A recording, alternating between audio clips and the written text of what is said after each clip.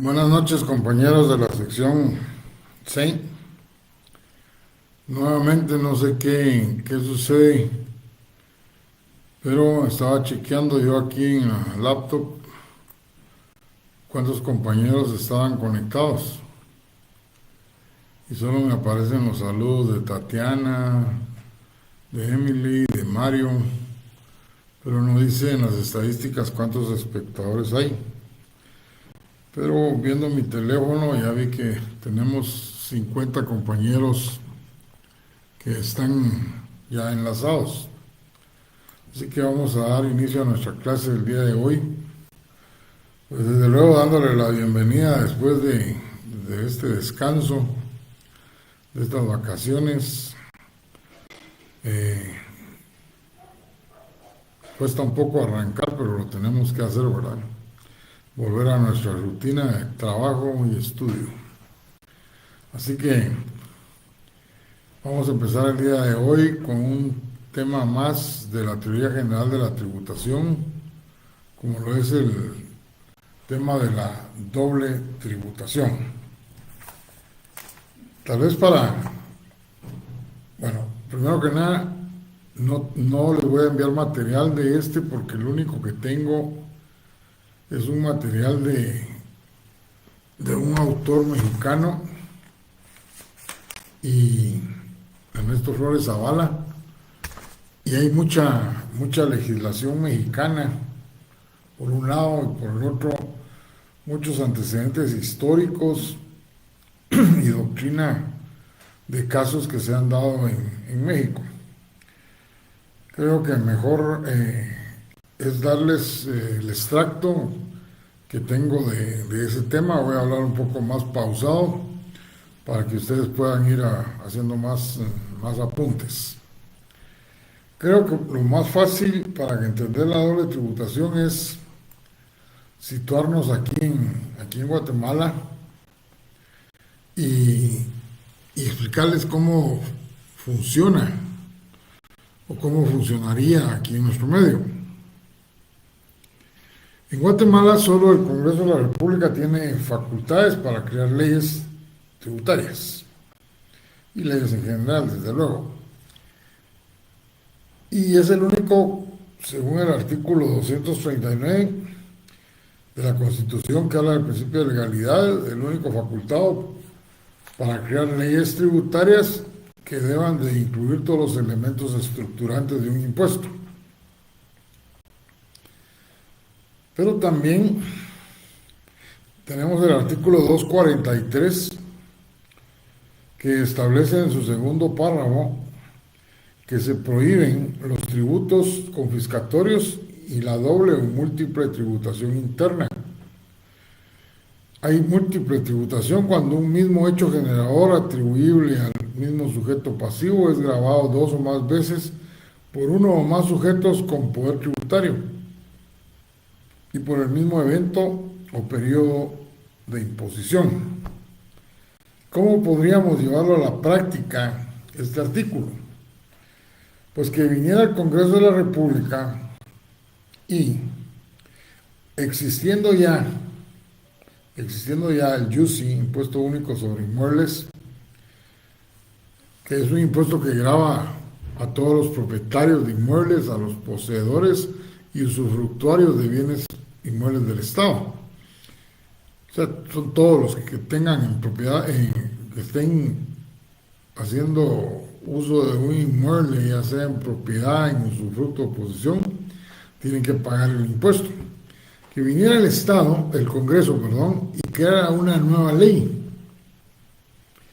Y que en lugar de llamarle Impuesto Único sobre Inmuebles, le pusiera como nombre Impuesto de la Tenencia de bienes inmobiliarios. Lo único que está cambiando es el nombre, pero lo que está grabando es la propiedad, la posesión o el usufructo de los inmuebles. Y entonces estaríamos frente a un caso de doble tributación porque un solo sujeto, que en este caso es el que tiene facultades para crear leyes tributarias, como es el Congreso, está gravando dos veces a un propietario de un inmueble con dos leyes que tienen el mismo hecho generador, pero que tienen distinto nombre. O sea, cuando se graba una fuente, un acto, una actividad, dos veces, dos impuestos, y que lo está grabando o creando el gravamen, el impuesto, un mismo sujeto, que en nuestro caso es el Congreso de la República. Ahí tenemos un clásico ejemplo de doble tributación. Pero si ustedes se dan cuenta, solo hablé de Guatemala. Y también se puede dar doble tributación con otros países. Y aquí es donde vamos a dar los enunciados de lo que vamos a explicar. Uno, existe doble tributación cuando una misma entidad, en este caso el Congreso, establece dos gravámenes que gravan una misma fuente. Cuando existe una misma entidad, que en este caso es el Congreso, y establece dos gravámenes, o sea, dos impuestos a una misma fuente, que en este caso que les mencioné son los bienes inmuebles, pero puede ser un acto o un contrato. El segundo caso es una misma fuente la graban dos estados soberanos. Fíjense, una misma fuente la graban dos estados soberanos. O sea, aquí ya estamos hablando de la participación de dos sujetos. Entonces a la primera se le llama doble tributación interna y a la segunda doble tributación internacional. Pero hay una tercera situación donde se produce la doble tributación. Y es en todos aquellos estados cuya estructura organizacional territorial es la conformación de una federación. Por ejemplo, Estados Unidos, México, Argentina, y solo estoy mencionando países de Latinoamérica. Todos los países de Centroamérica no están constituidos en federaciones. Brasil, Argentina, México, Estados Unidos están constituidos en federaciones. Entonces, son tres los casos de doble tributación. Una misma entidad, el Congreso en nuestro caso, establece dos impuestos a un mismo sujeto. El dos, una misma fuente, un acto, una industria, un comercio, la graban dos estados soberanos. Y tres, todos aquellos países que están organizados como estados federados. ¿Cuál es la regla general de la doble tributación? Es que debe de evitarse su existencia. Ya lo menciona nuestra Constitución en el artículo 243. Debe de evitarse porque es contraria totalmente al principio de justicia. ¿Cómo un mismo sujeto puede verse obligado a pagar dos veces un impuesto que lo único que va a cambiar es el nombre, pero que está grabando la misma fuente, el mismo acto, la misma situación? Entonces, se afecta al principio de justicia porque afecta a los sujetos que están siendo obligados a pagar dos veces dos impuestos que le están grabando la misma fuente. Y el segundo, porque la doble tributación se considera un obstáculo para el desarrollo económico, o sea, para el crecimiento económico de un país. ¿Y por qué se considera un obstáculo? Porque los propietarios del capital siempre andan buscando dónde ir a invertir, pero que paguen menos impuestos. Y por eso los países son buscadores de capitales extranjeros, pero para ello tienen que eliminar la doble tributación. Y por eso es que el artículo 243 de la Constitución, en su último párrafo, dice: los casos de doble o múltiple tributación, al ser promulgada la presente Constitución, deben eliminarse progresivamente para no dañar al fisco. Si leemos entre líneas, cuando el legislador extraordinario creó la Constitución, sabía que en Guatemala existe doble tributación. O sea que hay impuestos que gravan el mismo acto, la misma fuente. Y un ejemplo de ello se los puedo dar. Cuando nosotros compramos combustible, estamos pagando dos impuestos. Estamos pagando el IVA y estamos pagando el impuesto de los derivados del petróleo.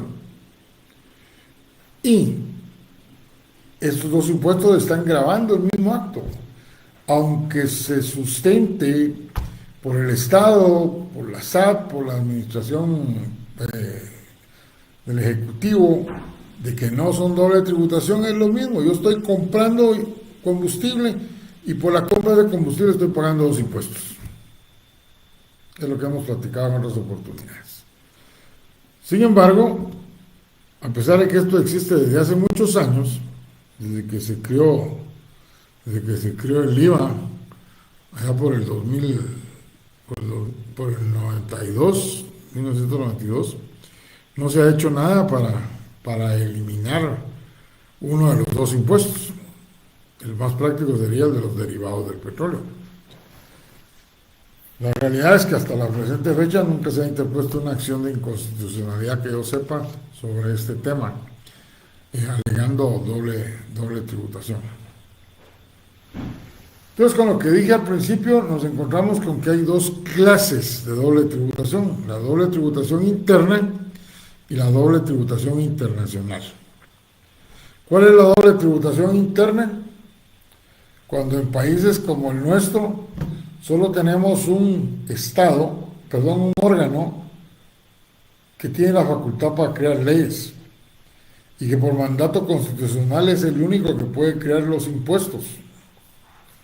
Y entonces nos encontramos con que este órgano legislativo, este poder legislativo, viene y va a crear dos leyes tributarias con el distinto nombre, pero que graban una misma fuente de la cual es propietario un sujeto. Lo está obligando a pagar dos veces, dos impuestos que tienen el mismo nombre.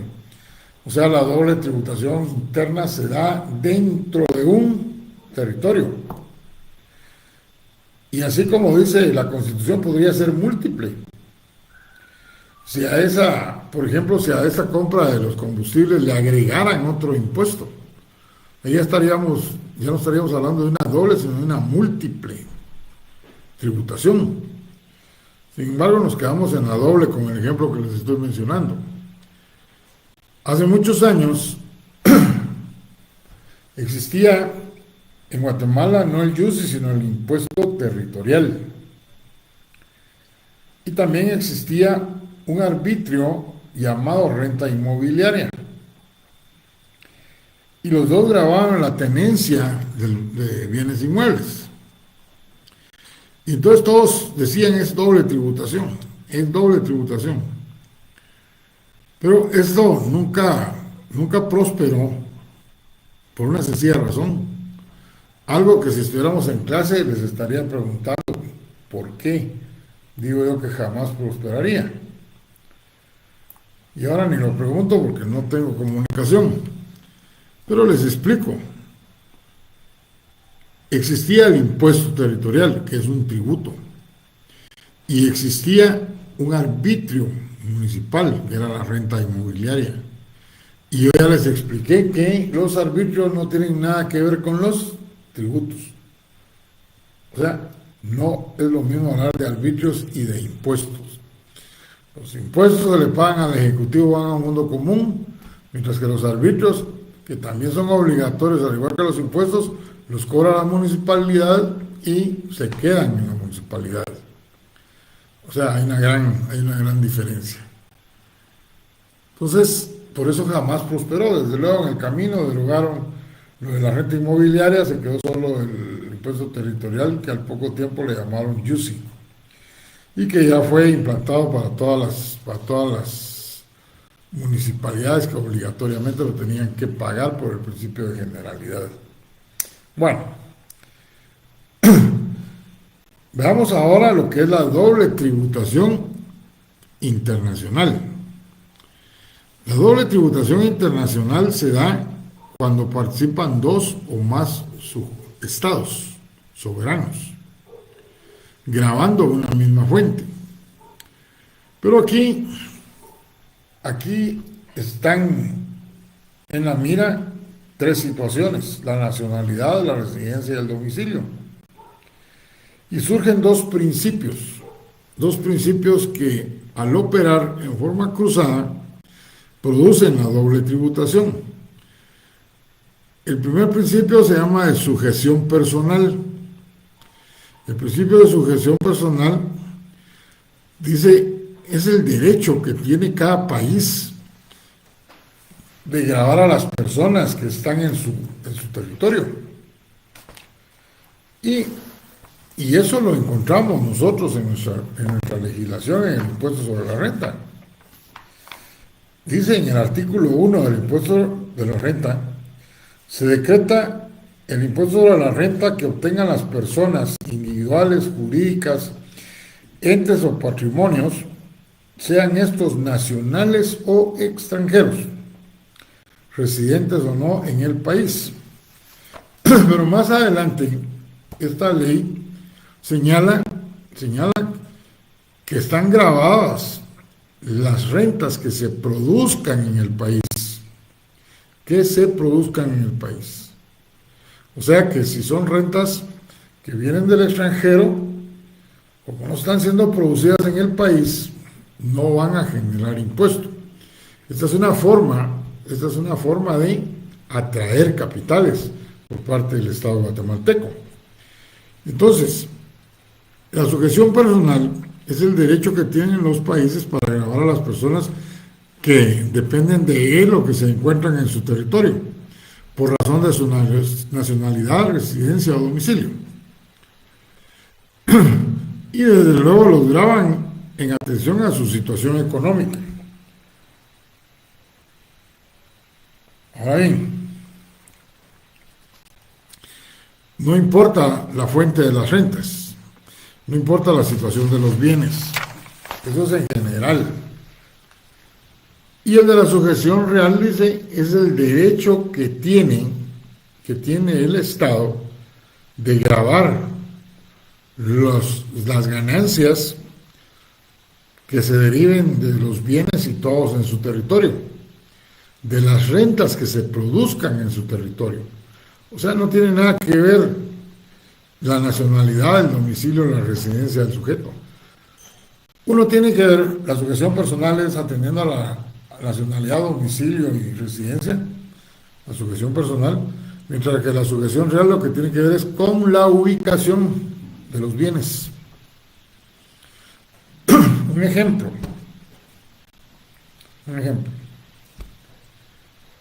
Un guatemalteco tiene negocios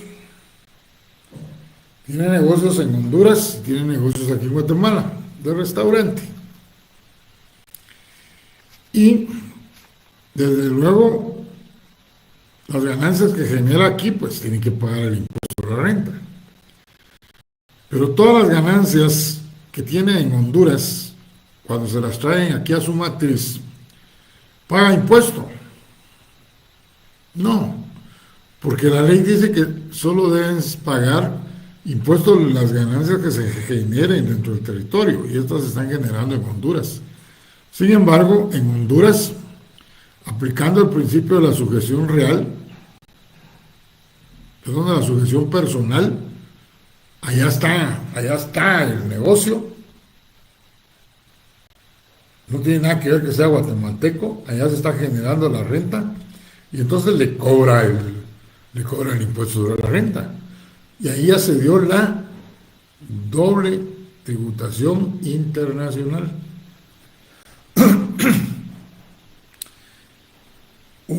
Puede ser una industria que puede poner sucursales. Ya creció aquí en Guatemala y se va a Honduras. Entonces todas las ganancias que se generan aquí en Guatemala van a pagar impuestos porque la fuente de esas ganancias está dentro del territorio. En atención a que es un guatemalteco. Mientras que esas sucursales que puso en Honduras o en El Salvador, están allá las fábricas también trabajando, pero las fábricas son bienes reales, bienes muebles que están ubicados allá y como consecuencia, sin importar que sea guatemalteco, van a pagar el impuesto sobre la renta. ¿Por qué entonces surge la doble tributación? Tres situaciones de por qué surge la doble tributación. Porque hay diferencia en la aplicación del principio de la sujeción real y de la sujeción personal.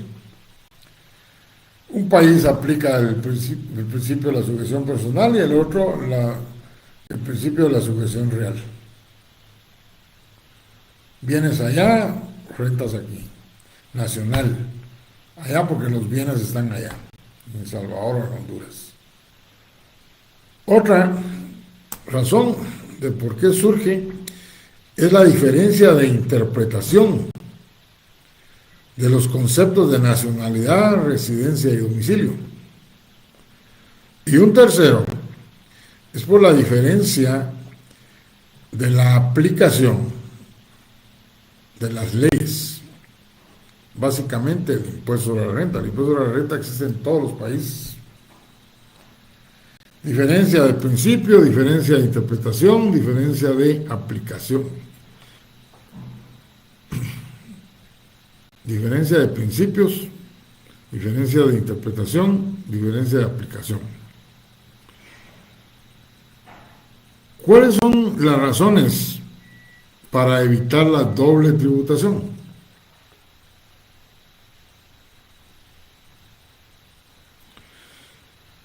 Una razón es por equidad, por justicia.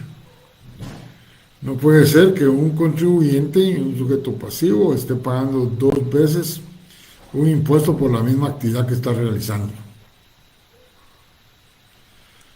Otra razón, porque al no existir doble tributación en los países, atrae capitales, mejora su economía, incrementa su desarrollo económico.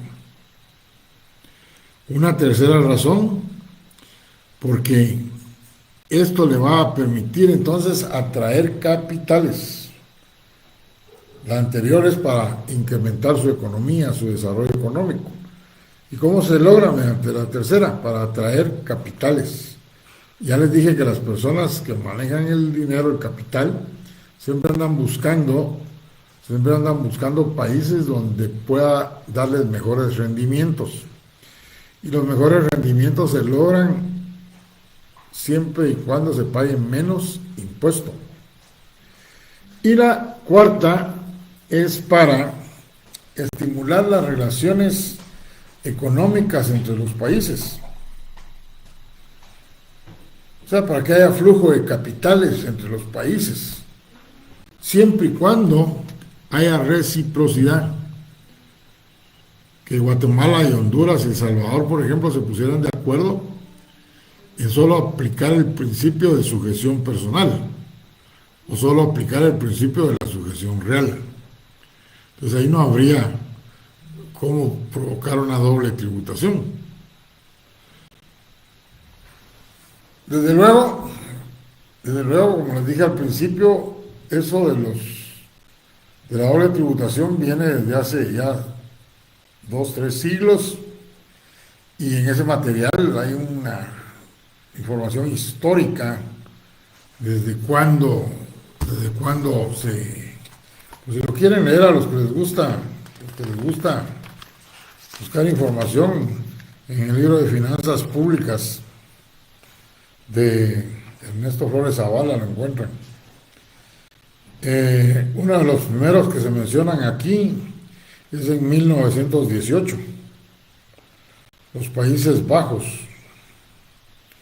celebraron, o sea, Holanda y Bélgica, el primer tratado. Después hay uno en 1938, Italia, Rumanía, Alemania, Dinamarca, Bélgica. Bueno, ¿cómo se puede evitar la doble tributación? Ya les dije cómo surgen, las razones por las que se debe evitar. Entonces ahora hablemos de procedimientos para evitar la doble tributación. Hay dos procedimientos, el unilateral y el bilateral.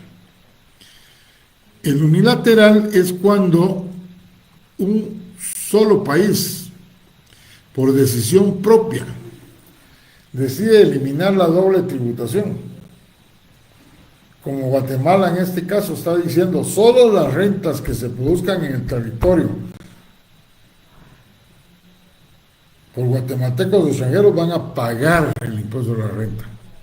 Pero si son rentas provenientes de otros países, prácticamente no pagan el impuesto. Siempre que hay que declararlas porque si no se da el delito de lavado de dinero. Y si fue habido legalmente en otro país, ¿por qué no lo va a declarar?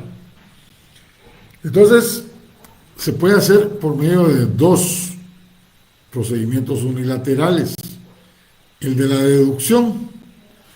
El de la deducción se da cuando en el país se permite que se deduzca de las ganancias, de los ingresos brutos que está teniendo la entidad.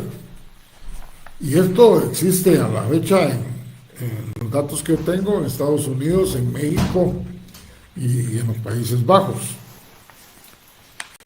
En Guatemala hay un régimen que permite las deducciones y ese régimen es de las utilidades de actividades lucrativas. Entonces ahí al presentar su declaración anual es donde tiene que declarar esos ingresos, pero no va a pagar porque provienen del extranjero, lo tiene que demostrar también, es cierto. Y las exenciones, yo les expliqué que las exenciones son normas contenidas dentro de las leyes tributarias. Y estas leyes tributarias, al crear esas normas, evitan el nacimiento de la obligación tributaria. Les puse ejemplos de exenciones como inmuebles que estén inscritos en menos de 2,000 no pagan. Entonces, estas deducciones y exenciones es el órgano legislativo en nuestro país el que tendría que estarlas creando. Y el procedimiento bilateral es mediante la celebración de convenios o tratados. Eso siempre se hace con otros países, puede ser con 2, con 3, no importa. Y entonces, para que tenga efectos en el país, recuerden ustedes que tiene que ser aprobado por el Congreso de la República para que tenga efectos de ley. Y entonces la Administración Tributaria los pueda aplicar en forma eficaz y no realizar ajustes. Bueno, esto es lo que tenemos de doble tributación. El próximo miércoles, se recuerdan que dijimos que vamos a pasar un laboratorio. Es un examen que pasé hace algunos años y se los voy a trasladar a ustedes con la confianza de que ustedes cuando lo suban, ya cuando estén listos para contestar, se tomen 45 minutos. Y a los 45 minutos yo no tengo el mecanismo para cortarlo porque no es examen real. Pero lo que voy a hacer es que en ese momento enciendo mi computadora y les voy a dictar las respuestas para que ustedes se autocalifiquen. Así que tienen a la mano leyes con papel, no con teléfonos. La ley orgánica del presupuesto, la ley orgánica de la Contraloría General de Cuentas y la ley de libre negociación de divisas. Nos vemos el próximo miércoles. Las dos clases que voy a dar la otra semana ya no son objeto de examen del segundo parcial. Solo que tenemos que seguir avanzando en el programa. Vamos a dar el presupuesto en una clase y vamos, si nos da tiempo, iniciamos en la segunda clase lo referente al gasto público. Pero eso no va a ser objeto de examen. Tan es así que ni les voy a mandar material, porque eso sí es material, para que los compañeros que no están frecuentemente en clase no se vayan a poner a estudiar anticipadamente. Bueno, que tengan buena noche. Nos vemos el próximo miércoles.